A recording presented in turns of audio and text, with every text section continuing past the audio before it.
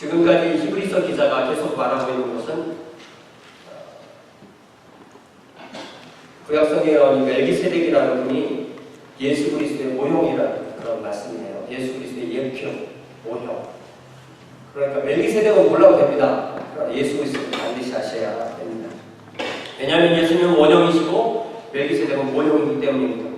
멜기세덱은 지금부터 4100년 전에, 그러니까 주전 2100년경에 아브라함을 만나서 아브라함을 먹이고 또한 아브라함을 축복하고 또 아브라함은 멜기세덱에게 10분의 1을 드렸죠.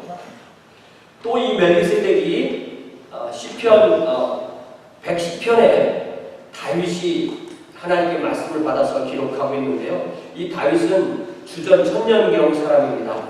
그래서 여러분 구약성경 시편 110편을 찾아보시면 제가 좀 써드렸는데요. 오늘 이 시편 110편 4절 말씀이 계속 인용이 되거든요.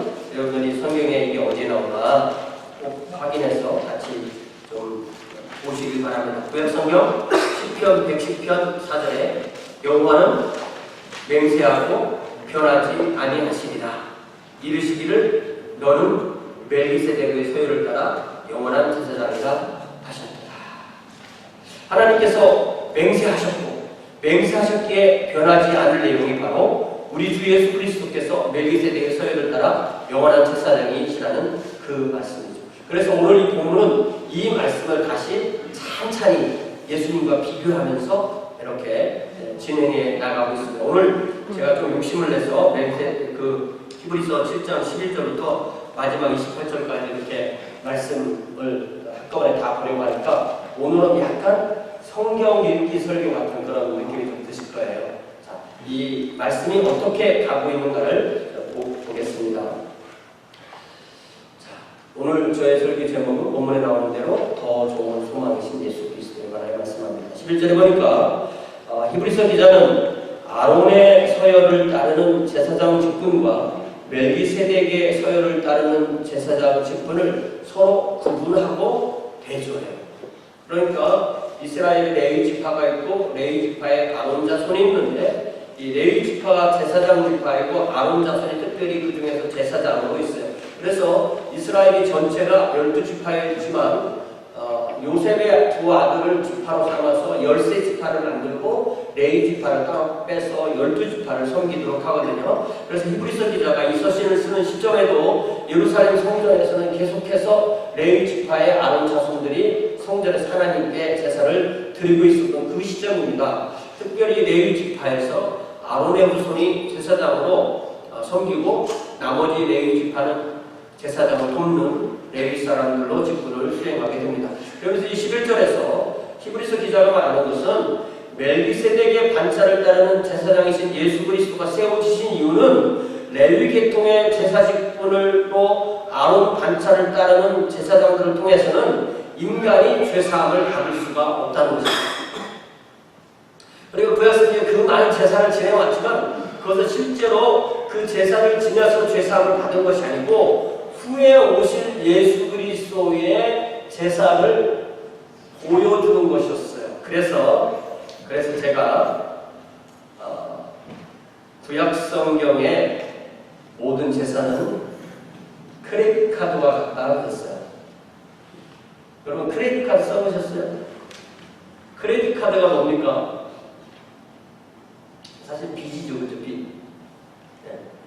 미래를 갖다 쓰는 겁니다. 미래의 벌돈을 갖다 쓰는 거죠. 그래서 구약성경의 모든 제사는 오실 예수 그리스도를 기억하면서 그분의 대속 제사를 드러내는 동물의 희생을 통해서 하나님께 예배를 드리고 죄사함을 받는 것입니다. 그래서 히브리서 기자가 지적하는 내용은 이 멜기세덱의 반차를 따르는 제사장이신 예수 그리스도가 오시기까지의 이 이스라엘 지파의 모든 제사는 사실은 죄를 사할 능력이 없다는 겁니다. 특별히 주 70년 이후로 예루살렘에서 성전이 파괴되고 우리가 성전에서 예배드리는 것을 못 보기 때문에 이 성전 예배에 대해서 실감이 안 나요. 그렇지만 사실은 히브리서 기자가 이 글을 쓰고 있었을 때에는 성전 제사가 지금 하고 있는데 이 히브리서를 써서 그 성전 제사는 죄사함을 줄 수가 없다. 백성이 아론의 반차를 따라서는 죄사함을 받지 못한다 라고 그렇게 선언하는 겁니다. 얼마나 강력한 선언입니까? 예수 그리스도만이 오직 죄를 사할 수 있다는 것입니다. 그래서 12절에 제사의 직분이 바꾸어졌기 때문에 율법도 바꾸어진다. 큰 율법 아래에 제사 직분이 있으니까 이 제사 직분이 바뀌었기 때문에 율법의 내용도 바뀐다고 말합니다. 13절에서 다시 율법은 레위 지파 아론 후손만이 제사장을 할 수 있다고 하였지만 그리고 그 나머지 지파에서는 한 사람도 제사장이 나올 수 없었다고 하였지만 14절에 나온 것처럼 아브라함의 아들 이삭의 아들 야곱의 12아들 중에서 유다의 후손으로 오신 분이 바로 우리 주님이신데 모세는 레위 지파 외에는 어떤 사람도 제사장이 될 수가 없다고 했는데 예수님 오시기 1000년 전에 다윗의 시편 110편에서 멜기세덱의 서열을 따르는 제사장이 될 거라고 하나님께서 맹세하고 선언하셨다는 거예요. 그러니까 유대인이 생각하기에 예수님은 유대 지파인데 어떻게 제사장이 될 수 있냐? 이렇게 물어봤을 때 이렇게 답할 수가 있다는 거죠. 그래서 15절에 멜기세덱처럼 별다른 한 재상이 일어난 것을 보니 더욱 분명하다. 예수께서 오셔서 당신의 몸으로 온 인류를 위한 희생제사를 드리셨기 때문에 그 대제사장이 아론 지파가 아니고 멜기세덱의 반차를 따름으로써 하나님의 새로운 제사장으로 완전하신 제사장으로 섰기 때문에 하나님의 율법이 이렇게 바꾸게 된 것이다라고 말합니다. 그래서 16절에 우리 주님을 뭐라고 표현하냐면 16절에 그는 예수 그리스도는 육신에 속한 한 계명의 법을 따르지 아니하고 다시 말하면 레위 지파 그런 걸 따르는 것이 아니고 오직 불멸의 생명의 능력을 따라 제사장이 된다. 자, 우리 주님은 죽음이 죽일 수 없는 불멸의 생명의 능력을 가지신 것을 믿으시기 바랍니다. 그래서 우리 주님은 한 분이 영원한 제사장이 될 수 있다는 것입니다. 그래서 17절에 다시 시편 110편을 인용하면서 증언하기를 내가 영원히 멜기세덱의 반차를 따르는 제사장이 라고 그렇게 말씀을 다시 인용합니다. 그래서 18절에 전에 있던 계명은 연약하기 때문에 레위 지파에게 세웠던 아론 자손들의 제사장은 연약하고 무익하기 때문에 폐기한다고 말합니다. 레위와 아론을 따르는 이 계명은 예수 그리스도께서 오시기 전까지는 예수님이 오실 것을 보여주는 역할을 했는데 예수님께서 오셨으니까 이제는 연약하고 이제는 무익하고 이제는 폐기 처분되는 거라는 말씀입니다. 요새 우리가 성경 읽기도에서 이제 출애굽기 읽고 금주의 레위기 읽고 또 이제 민수기 읽고 그다음에 신명기 쭉 읽게 되는데 이런 모든 제사 규정과 관습을 읽으면은 그 모든 것이 예수 그리스도를 이렇게 바라보도록 예수님을 드러내는 그 역할을 하는 것임을 알 수가 있어요. 이미 예수님께서 오셨기 때문에 다시 그렇게 짐승을 바쳐서 제사를 필요가 없다는 것입니다. 그것이 바로 연약하고 무익하고 폐기됐다는 뜻이죠. 자, 그래서 19절에 뭐라고 말씀하세요? 율법은 아무것도 온전하게 만들지 못한다는 것입니다. 그렇기 때문에 우리에게 예수 그리스도를 통하여서 더 좋은 소망이 생기니 이것으로 우리가 하나님께 가까이 가느니라. 아멘. 19절 말씀 얼마나 강력해요. 이에 우리에게 더 좋은 소망이 생기니 이것으로 우리가 하나님께 가까이 가느니라. 구약의 율법, 특히 제사로는 아무도 하나님 앞에 깨끗함을 받지 못합니다. 구약의 제사는 오실 예수 그리스도에게 죄를 넘기는 행위예요. 마치 크레딧 카드가 우리 미래의 수입을 갖다 당겨 쓰는 것처럼 미래에 오실 예수 그리스도를 당겨서 사함을 받는 것이 바로 구약의 제사인 것입니다. 이제 예수께서 오심으로 우리는 더 좋은 소망을 갖습니다. 그 소망이 무엇입니까? 우리가 하나님께 가까이 갈 수 있다는 것입니다. 여러분, 우리가 하나님께 가까이 갈 수 있다는 말이 무슨 뜻이죠? 성경을 읽으면 우리가 성경을 읽으면 하나님이 우리와 가까이 하고 싶으세요? 우리가 떨어져 있고 싶으세요? 성경을 보면 막 가까이 오지 말라는 말씀 엄청 많잖아요. 하나님 우리 싫어하시나? 이런 생각 들죠? 그것은 우리가 죄와 함께 있을 때는 죄 때문에 우리가 죽으니까 죄가 있을 때는 우리가 떨어져 계시려고. 왜? 우리를 살리려고, 죽이지 않으시려고. 그러나 우리의 죄가 사해졌을 때는 우리와 하나님이 함께 하는 것이 하나님의 뜻인 줄 믿으시기 바랍니다. 성경의 전체의 하나님의 우리를 향한 의도는, 우리를 향한 하나님의 의향은 우리와 함께 하는 거예요. 얼마나 함께 있고 싶으시냐면 성령은 우리 마음에 계시고 우리 교회 회중에 함께 하시고 예수님께서 육신을 입으시고 이 땅에서 우리와 함께 사셨고 나중에 요한계시록 21장에 보니까 하나님의 장막이 하나님의 집이 땅 위에 사람들과 함께 있다고 하셨어요. 그러니까 중요한 것은 하나님이 우리에게 우리가 하나님께 가까이 가고 싶은 이 마음을 우리에게 주신 이유는 하나님이 우리에게 이미 그런 마음을 주셔서 그런 거예요. 그렇기 때문에 그 마음과 하나님이 우리에게 오고 싶은 이 마음이 모든 것이 하나님이 우리를 그렇게 인도하시는 거죠. 그러니까 제가 우리 여기 있는 말씀처럼 by which we draw near to God 이렇게 되는 것은 하나님이 우리의 죄를 예수 그리스도 안에서 제거해 주었기 때문에 우리가 하나님께 가까이 갈 수 있는 줄 믿으시기 바랍니다. 우리를 이렇게 만드셔서 우리와 함께 하시기를 원하시는 분이 바로 우리 하나님이신 것을 믿으시기 바랍니다. 그렇기 때문에 하나님의 자녀는 미래에는 부활한 몸으로 새하늘과 새 땅에서 하나님과 함께 살지만 지금 이미 하나님의 영이신 성령, 예수 그리스도의 영이신 하나님의 영을 지금 우리 마음에 모시고 지금 여기서 하나님의 아들로, 하나님의 자녀로, 하나님의 백성으로 하는 사람이 그리스도인인 줄 믿으시기 바랍니다. 그러니까 우리의 분초까지, 우리의 호흡까지, 우리의 맥박까지 하나님이 함께 하시지 않는 시간은 하나도 없다는 것을 기억하시길 바랍니다. 그래서 20절에서 이제 히브리서 기자는 다시 한번 시편 110편 4절을 인용하면서 우리 주님 예수께서 제사장이 되신 것은 맹세 없이 된 것이 아니라, 그러면서 21절에서는 레위지파의 제사장들은 맹세 없이 제사장이 되었을 때 오직 예수는 자기에게 말씀하시는 말미암아 맹세로 되신 것인데 바로 주께서 여호와 하나님께서 맹세하시고 뉘우치지 아니하시고, 그러니까 우리 여호와 하나님께서 맹세했기 때문에 이것은 변할 수가 있는 것이 아니라는 것입니다. 그러니까 레위지파의 아론 자손들은 맹세 없이 제사장이 되었지만 예수께서 멜기세덱의 반차를 따르는 제사장이 되신 것은 하나님의 맹세와 확언에 의한 것이다. 인간의 맹세, 인간의 확언은 믿을 수가 없지만 하나님께서 다윗을 통해서 예수님께서 오시기 벌써 1000년 전에 맹세하시고 확언하신 그 내용은 예수님께서 오심으로 온전하게 이루어졌습니다. 그래서 그런 맹세로 인하여서 22절에 보니까 예수님은 더 좋은 언약의 보증이 되셨다. 그러니까 아론 자손의 제사장들과 맺은 언약, 옛 언약을 따라서 우리는 하나님 앞에 설 수가 없습니다. 하나님이 맹세하심으로써 예수님이 새로운 언약, 더 좋은 언약의 보증이 되셨습니다. 그렇기 때문에 예수님이 바로 새로운 언약, 더 좋은 언약의 보증이 되시기 때문에 여러분 보증서 받아보셨어요? 보증서가 가짜도 있어요.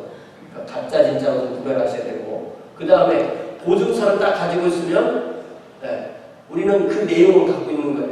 그러니까 22절에 이와 같이 예수님은 더 좋은 언약의 보증, 더 나은 언약의 보증, 새로운 언약의 보증이 되십니다. 그렇기 때문에 누구든지 그 자신을 예수님 안에 두면 하나님과 예수님의 보혈로 맺어지는 새로운 언약의 자녀들이 되는 줄 믿습니다. 그래서 우리는 하나님을 나의 하나님이라 부를 수 있고 하나님이 우리를 하나님의 백성, 하나님의 자녀라고 부르는 그러한 하나님의 자녀가 됩니다. 그렇게 되는 것을 성경은 거듭난다, 하나님의 왕국의 백성이 된다, 이렇게 말합니다. 그럼 우리는 예수님 안에 있어야 합니다. 우리가 예수님 안에서 예수님을 꼭 붙들고 있을 때 예수님 우리에게 더 좋은 언약의 보증이 되기 때문입니다.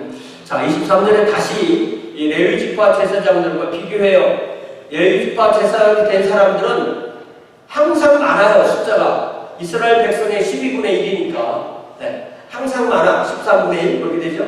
항상 많아. 왜냐하면은 그 제사장이 죽으면 또 다른 제사장이 생겨야 되니까. 그렇죠. 왜냐하면 저와 여러분과 똑같은 사람이 제사장으로 세워졌으니까 죽으면 새로운 사람 세워야 돼요. 죽으면 새로운 사람 세워야 되니까 그들은 영원한 제사장이 될 수 없다.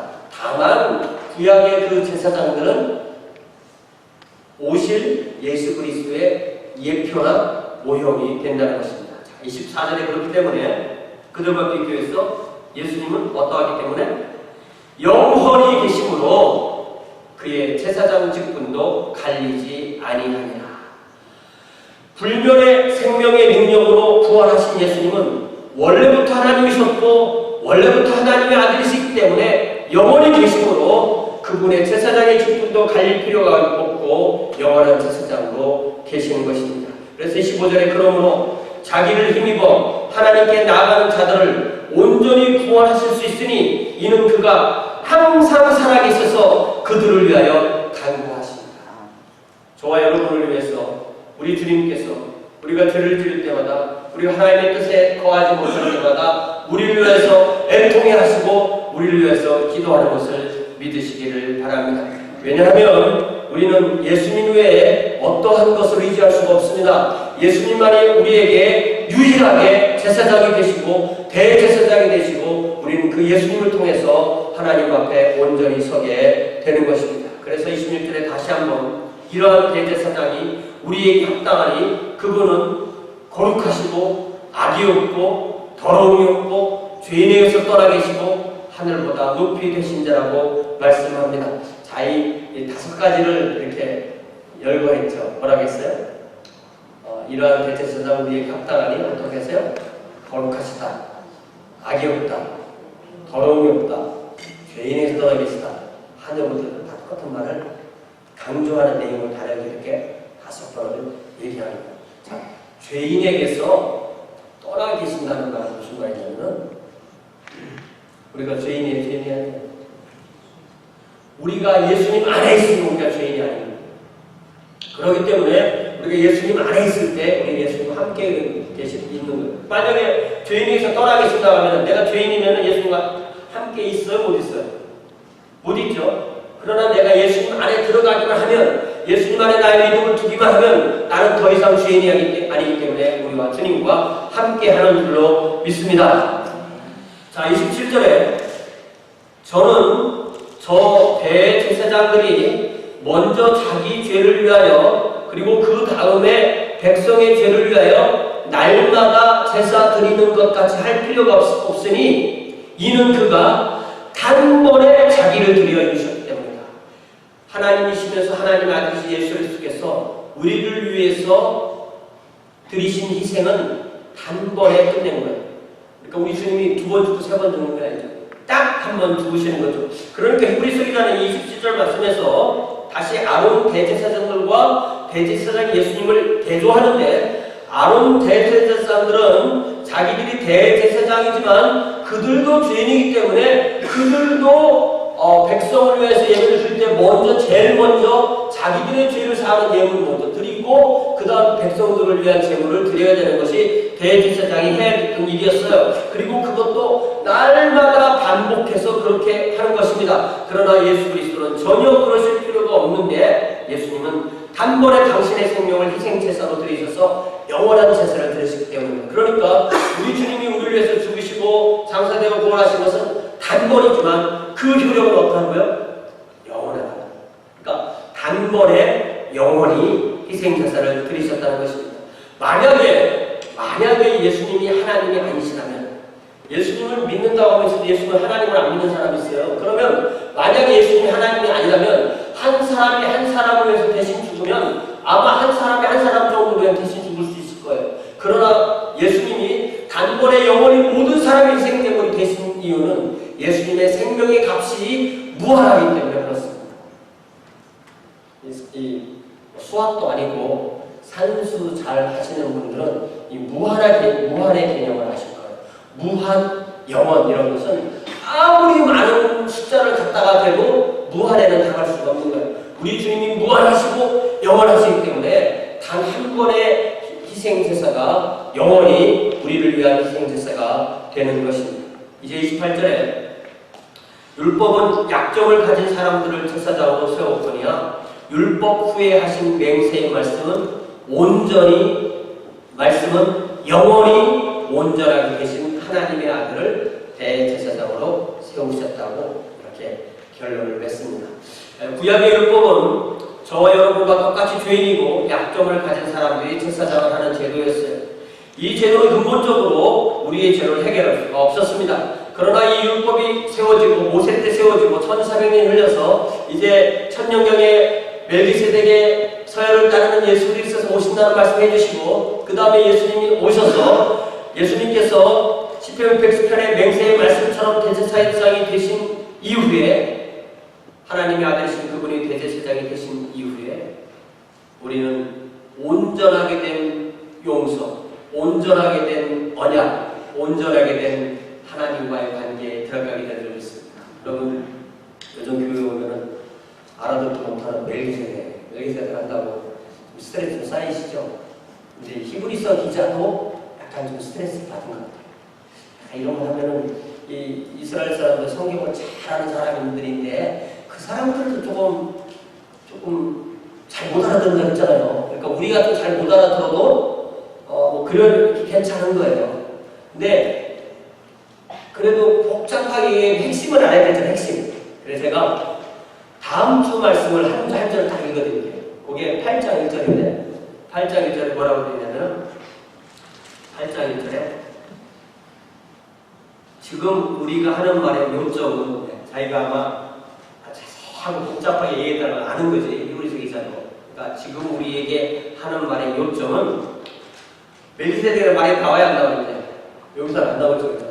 안 나오고 이러한 대제사장 단번에 모든 사람, 모든 시대, 모든 죄를 위하여서 희생제물로 드려주신 대제사장이신 예수 그리스도가 저와 여러분에게 있다는 것이다. 요것만 알면 된다라고 그렇게 말씀해 주시는 믿습니다. 저도 좀 스트레스 받았거든요. 네. 그러니까 요거를 딱 붙들면 되는 겁니다. 그러므로 우리가 멜기세덱을 기억하면 좋지만 멜기세덱만 기억하고 예수님을 모른다면 아무런 의미가 없는 것입니다. 왜냐하면 멜기세덱은 예수님의 모형이고 예표이기 때문에 우리는 그를 통해서 우리의 원형이신 예수 그리스도께 나아가야 돼요. 그래서 여러분 제가 두번에 써드렸지만 고린도후서 5장 19절 이 말씀 한번 찾아봐요. 지금까지 한 말씀에 요약이 될 수가 있거든요. 고린도후서 5장 19절 곧 누가? 고린도후서 5장 19절 곧 누가? 하나님께서 어디에 계세요? 그리스도 안에 계셔서 세상을 자기와 화목하게 하시고 그러니까 하나님이 그리스도 안에 계시면 우리도 하나님과 화목하려면 어디로 들어가야 돼요? 그리스도 안으로 들어가야 돼요.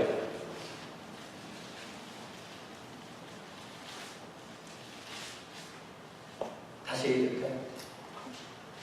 하나님이 그리스도 안에 계시니까 우리가 하나님과 화목하려면 우리도 그리스도 안에 들어가는 겁니다. 그것을 그리스도인이라고 하는 거예요. 그런 사람이 하나님의 영원한 사함을 받고 하나님의 영원한 자녀가 되는 줄 믿습니다. 그러므로 그런 사람이 하나님과 화목하게 되고 하나님의 새로운 예수 그리스도 안에서 지어진 새로운 피조물이 되고 새로운 생명을 얻고 하나님과 함께 살고 하나님이 가장 가까이 있는 그런 삶을 살게 되는 것입니다. 하나님이 예수님을 우리에게 주셔서 우리의 죄를 위하여 당신의 몸으로 희생제사를 드리시는 대제사장을 삼으신 것은 그 이유는 하나님이 예수님을 우리에게 주신 이유는 우리가 하나님과 함께 살게 하시려는 것입니다. 하나님과 함께 살때 어떻게 살아요? 화목하게 하나님과 좋은 관계로 살게 하시는 것입니다. 그렇기 때문에 하나님은 우리에게 오시되 그냥 오시지 않고 우리가 하나님께 가까이 가고 싶은 마음을 주셔서 그래서 우리가 하나님께 나아가고 그 마음을 성령님께 주셔서 우리가 예수 그리스도 안에 들어가고 하나님도 예수 그리스도 안에 계시고 그래서 저와 여러분이 하나님과 화목하게 된 줄 믿습니다. 예수 그리스도 안에 있다는 말은 예수님의 생명으로 드리신 그 희생제사의 그 피값으로 저와 여러분이 더 이상 죄인이 아니기 때문에 하나님과 화목하게 되었다는 말씀입니다. 이 한 주간도 이렇게 언제나 어디서나 주님 안에 거하면서 주님을 드러낼 수 있는 저와 여러분 되시기를 주님의 이름으로 축원합니다. 함께 기도합니다. 사랑의 아버지 하나님, 참으로 감사합니다. 우리가 주님의 말씀을 읽을 때마다 우리의 생각을 버리고 주님의 말씀 앞에 우리를 의지합니다. 주님, 언제나 어디서나 우리의 믿음을 주님 안에 두게 하시고 그리하여서 그곳에서 주님의 대속의 보혈로 단번에 영원히 들이신 그 대속의 보혈로 우리의 죄가 사함받고 또한 그리하여서 하나님과 화목한 그런 하나님의 자녀 하나님의 백성으로 살도록 하여 주옵소서. 이 한 주간 우리가 또한 흩어져 사는 동안에도 언제나 어디서나 주님의 그 사랑을 그리고 주님의 그 희생을 전하는 귀한 주의 자녀들로 인도하여 주시옵소서. 예수님의 이름으로 기도하옵나이다.